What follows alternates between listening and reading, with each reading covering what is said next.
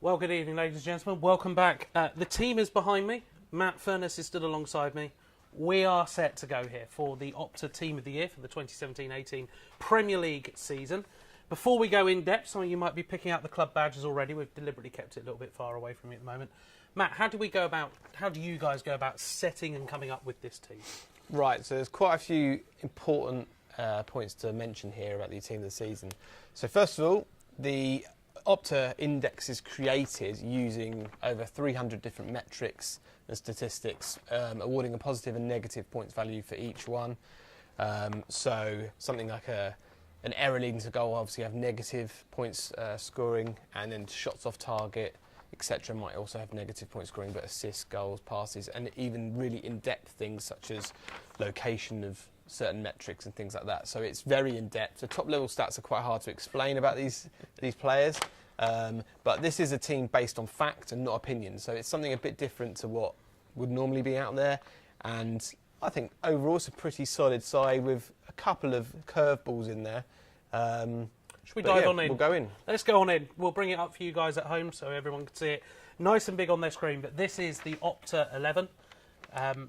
Let's go for it very quickly. I think it's probably the best way. So also should mention it's based on the most frequently used formation this season as well. Okay, so we've gone with that. So you might be able to spot for already Azpilicueta, for example. I know some of you will be going, he's a centre-half rather than a right-back. There is a logic around this. He was the best performing defender this season in the Premier League. So in order to fit him in and to have the best team, really, we decided to put Azpilicueta in right. He has played right-sided centre-back most of the season and does bomb forward quite a lot for Chelsea as well. So, I'll start with De Gea in goal. And indeed. The reason he's in the side, obvious reasons, he's been spectacular this season. Won the Golden Glove Award with 18 clean sheets. He also has the best expected goals total saved. So he's actually saved Manchester United 14 goals based on the average expected goals ratio of each shot that he's faced. So with an average goalkeeper in goal, Manchester United would have been expected to concede probably 14 more goals than they did. So it's giving a numerical sort of a number to say how good he is compared to everyone else. And not many other players were near him, really, to be honest. Nick Pope was just behind. So it's worth mentioning Pope because the England squad announcement coming up on Wednesday. Will he be in it? So it's worth saying he was the second best performing goalkeeper this season in the Premier League. Indeed so, and it's interesting, isn't it? You think about those 19 points United behind, how much more would it have been with those 14 goals? It could have been a lot worse for United this season. Anyway, we've spoken to our news team a little bit, and very happily we've got a little soundbite for you here from Peter Schmeichel talking about De Gea and his influence at United. He's been Player of the Year 3 times.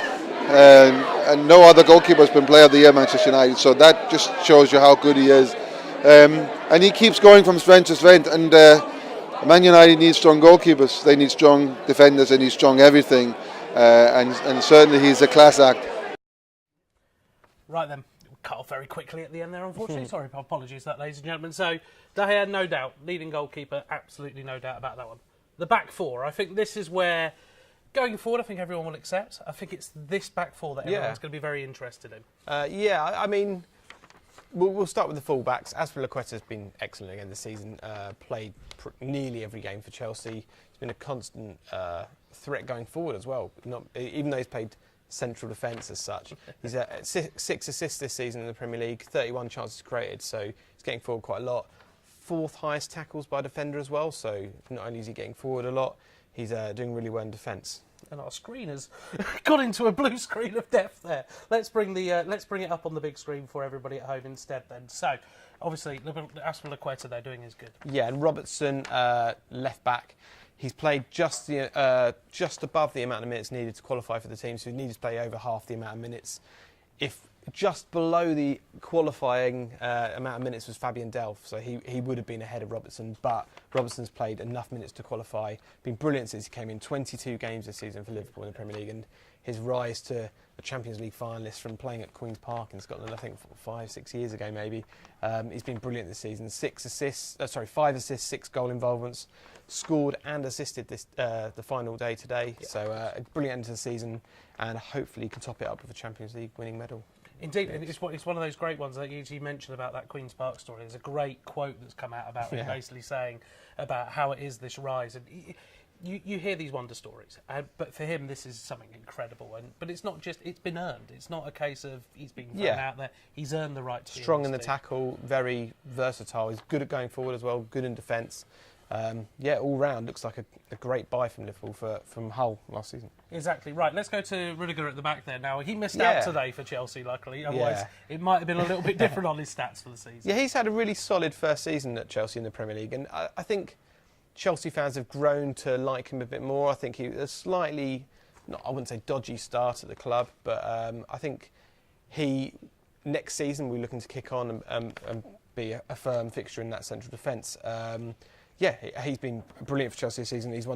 Chelsea won 64% of Premier League games that he started this season and conceded double the average of goals when he didn't start. So the win percentage I think was around 30% when he didn't start. So he's been a brilliant player when Chelsea have played him this season or started him this season, and didn't start today, and look what happened. In that game as well today, Jamal Lascelles at the back. He's had a brilliant season for Newcastle in their first season back in the Premier League. Really strong dual success rate and aerial dual success rate. 67% of duels won, 68% of aerial duels won. And he's in the top 6 of clearances and headed clearance as well. So he's a busy defender, looks strong, performs well, captain of Newcastle as well. And there's not been much talk of him being in the England squad on Wednesday, and I'm a bit surprised by that. I think he's had a really solid season. We haven't got the strongest options, I don't think, in central defence, so he's not going to be in the squad, but he would have been a good option. It looks like Tarkowski's going to get in ahead of him. Yeah, you mentioned about the duels there. You sort of can imagine him against like a Cavani or something like that, where you might need that bigger and tougher defender. That maybe someone like him in that squad just brings something a little bit different for that game. Where in the early round you might play sides who play a little bit more of a Route 1 style of play. He might be the difference, but there's no talk around. I mean, he hasn't got that top level. I know he's played in the Premier League, but he hasn't played in the Champions League. He's not played internationally, but I think it's one after the World Cup, maybe Southgate might start to look at him. So it's been a great season for Lascelles. So those two are the best centre-backs in the Premier League this season according to all of the metrics and the Opta scoring system. Chris Smalling just missed out, and unfortunately for Man United fans. Indeed so. Well, but to be fair, Lascelles is a great example of why Newcastle are up in 10th in the table, and that's Benitez is a happy man with that. Right then, let's go back to the big screen for you guys. Unfortunately, our great screen behind us has died, or rather my laptop has, I think it's fair to say. No surprises in that holding midfield pair there in Fernandinho and Silva. Yeah, I mean, both have had fantastic seasons. Fernandinho is that great player, sort of defensive midfield, slotting back into defence when needed as well. He's kind of box-to-box still as well. So this season, I mean, he's averaged 84 completed passes per 90 minutes, which is the most by any midfielder in the Premier League this season. Really handy in possession, great in the tackle. He's been brilliant for Man City this season. And I think his role is probably... it's appreciated, obviously, by Manchester City fans, but the average football fan probably doesn't appreciate the work ethic that he has and how important he is to that Man City side. And alongside him, David Silva... great season for Silva this season. 20 goal involvements, 9 goals, 11 assists. I think only one Premier League season he's assisted more goals. In a team full of attacking stars, he has been one of the best for City this season. It's been fantastic. Let's hear what Pep Guardiola has to say about Fernandinho and how his role this season has helped City to break all these records as they collected 100 points for the first time ever in the English top flight. Everything we have done so far, without him, no way. Would have not been possible. On and off the pitch. He's a real captain. Always show up. Never step back. I'm not talking play good or play bad, but normally play bad, play good.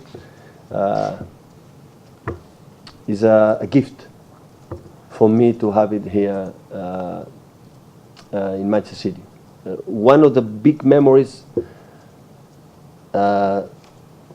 when I will not be manager for Manchester City is the pleasure to have it, to have been his manager here in Manchester. Says Guardiola, no doubt about how much Fernandinho has been a really key player for him. Let's go look at those attacking midfielders. Let's bring it up big for all of you guys at home as well on this front as well, so everyone can see it. And again, that attacking three this season, no surprises. Mo Salah, how many awards has he won this year? Yeah. Ericsson has just walked it for Spurs. But it's De Bruyne, I think, that really has been a real key for this. Yeah, De Bruyne, he assisted the goal today, so he actually leads the assist ranking this season. So wins the award for the most assists this season in the Premier League. He assisted 16 goals in the end, and he also created the most chances this season in the Premier League, 106. Could be said he's probably a deeper lying midfielder now, but he's the advanced one of those two, other than Silva and Fernandinho. So I put him just in attacking midfield there. And either side of him, you've got Salah and Ericsson, who have been fantastic. Salah, obviously, 44 goals this season in all competitions so far. Still got the Champions League final to play. That's the most by a Liverpool player in their debut season ever. He's been fantastic. I mean, words can't describe how good he's been this season. I don't think we've got the words to describe him. I don't think there's many others who do. So let's let Mo Salah himself. This is him collecting an award the other night, one of the many awards that he has collected so far in this incredible season. I just want to break the record. No, because, you talk about the legend. Every one of them had that for many years. They score many goals. They are a legend in the football. So I just want to break the record, then we see after. And then to be honest, yes, because I was here like 4 years ago, and a lot of people said he couldn't success and he cannot play in a Premier League. It's very difficult for him. So it was always in my mind to come back. From day first I left Chelsea, it was always in my mind to come back to make them wrong. So I make them wrong. Well, here's hoping Liverpool can hold on to him for many years to come, because he has lit up the Premier League and everything around it this season as well. Right then, one last player to talk about, I think, and he certainly joined Salah this season and becoming one of only 2 players to score 30 goals this season, first time since 93-94. I like rolling that stat out because I know one stat. It shows I've got some memory in there somewhere. But Harry Kane once again leading the goal. Yeah, I'll talk about Christian Eriksen first, because I didn't really mention about his stats. He's had a brilliant season this season, and he obviously quite often falls behind Harry Kane in the most popular Spurs player rankings. But this season, second most chances created this season in the Premier League, 95, assisting 10 goals with those. Only 5 players have reached double figures for goals and assists this season. He is one of those players. So yeah, he completes the attacking midfield trio. And then striker Harry Kane. Who else? 30 goals this season, and he didn't finish top goal scorer. It's his top scoring season in the Premier League as well. So, as we mentioned in the previous video, didn't have a great August. Imagine how many goals he could get if he can score in August. So, yeah. That's the difference why he's not got the Golden Boot this year. No, and it's quite good for England fans as well, because there was a little bit of a worry when he came back from his injury. Yeah. I say injury because he's played 37 out of 38 Premier League games this season. Never really seems to be that injured. But he looked a bit rusty when he came back. I don't think he was quite fit, and I think he really wanted that Golden Boot, so he maybe rushed himself back a little bit. Today, he looks back on it. Again, his finishing was fantastic, and like his final goal today was brilliant. So going to win the World Cup, isn't it?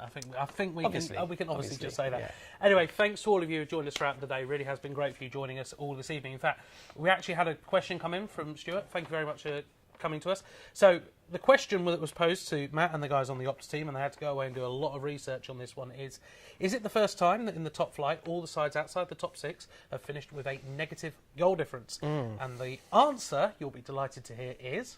It's not the first time. But, I mean, it was one of those questions that we didn't notice ourselves, so I'm glad he spotted the question, because it's fantastic. I mean, the only time that's previously happened, or the previous times it happened, was 1895. So it's the first time since 1895 the teams outside the top 6 have had a negative goal difference, every one of them. So maybe the big 6 are pushing further ahead of everyone else, and not just points, but in terms of goals as well. They're bullying the other teams. There's the talking point for the summer. Stuart, thank you very much for coming with your question. Matt, thank you very much for giving up your time today, for breaking this down. It's been an absolute pleasure having you. And also to all you guys at home who've been joining as well in your thousands. We really do appreciate you guys joining in. So I hope you all have a great summer. England obviously winning the World Cup. We are just over a month away from this World Cup getting underway. Who knows what's in store? And then, of course, when the Premier League rolls back around, will it be City once again running the show? Will it be Salah once again? Will any of those 11 players be making it back into that team of the year? I'm sure our guys at Opta will be able to keep you up to date with all the latest.